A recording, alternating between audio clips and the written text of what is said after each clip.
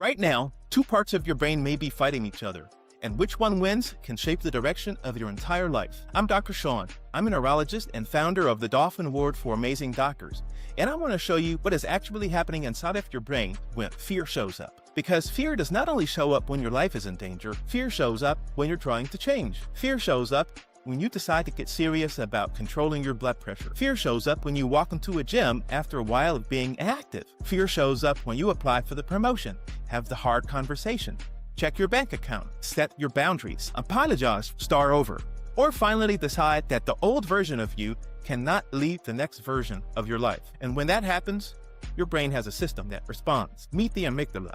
The amygdala is an almond-shaped structure deep in your brain. Think of it like your internal alarm system. The moment it senses a threat, potential rejection, potential failure, embarrassment, conflict, or even uncertainty, it can fire a fight or flight response.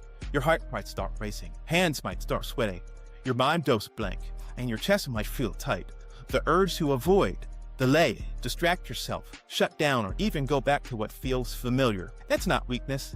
That's neuroscience. The amygdala is a survival system. It helped to protect your ancestors from real danger. The problem is that your amygdala cannot always tell the difference between a tiger and a job interview. It cannot always tell the difference between a predator and a difficult conversation. It cannot always tell the difference between danger and the discomfort of growth. So when you're trying to become healthier, stronger, more disciplined, more confident, more connected, more successful, your brain may still sound the alarm. Your brain may say, don't go back to the gym. Don't check your blood pressure. Don't open that bill.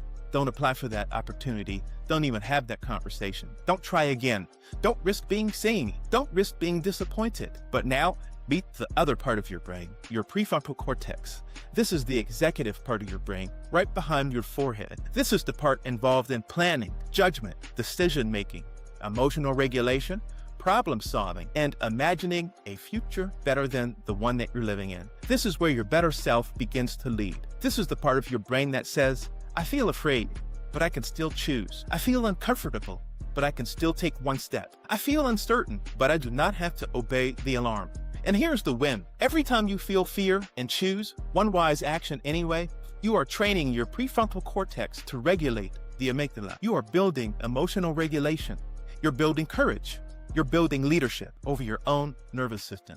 And it gets stronger with repetition. If fitness is your goal, growth may be putting on shoes and walking for 10 minutes. If blood pressure control is your goal, growth may be checking your blood pressure, taking your medication consistently, or choosing one healthier meal. If professional growth is your goal, growth might be stepping into that room where you feel underqualified. If relationship growth is your goal, growth may be listening without defending yourself, setting the boundary, or choosing the conversation you've been avoiding. If financial growth is your goal, growth may be opening that bill, or choosing discipline over avoidance. If emotional resilience is your goal, growth may be pausing before reacting, breathing before responding, or refusing to let one hard moment define your entire day. That one step matters because courage is not the absence of fear. Courage is your prefrontal cortex saying, I hear the alarm, but I am still in charge. So the next time fear shows up, don't automatically interpret it as a stop sign.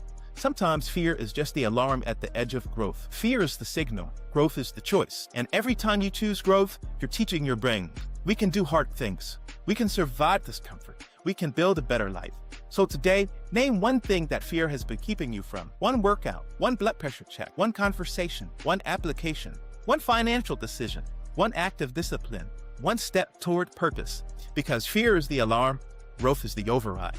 Choose growth. Drop a comment right now. I choose growth. And then tell me one thing that fear has been trying to keep you from. Subscribe for more brain science that helps you push through, build courage, and discover victory in real life. I'm Dr. Sean, and I want you to keep winning.